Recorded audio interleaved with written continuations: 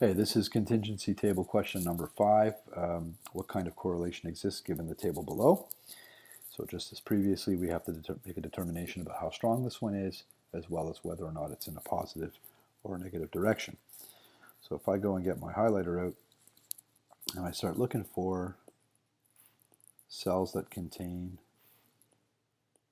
data, you can see that there is in fact a little bit of a diagonal here running. So there's a pattern, but it's quite wide. It's not obviously right down through the middle. And it would have to be obvious. For you to call it strong, it really has to be really clearly straight down through the center like that.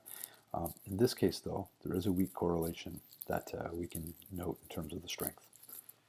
In terms of the direction, and whether this is positive or negative, sorry, give me a second here. You can see that there is a line that kind of runs through the data like that. And you might be tempted to call that a negative correlation because of the direction that it seems to be running in when you think about a traditional scatter plot.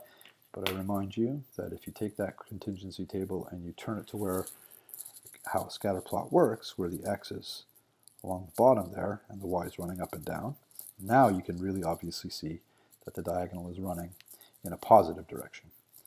So bring that back, and we can say, hey, this is in fact a positive directed contingency table with a weak relationship.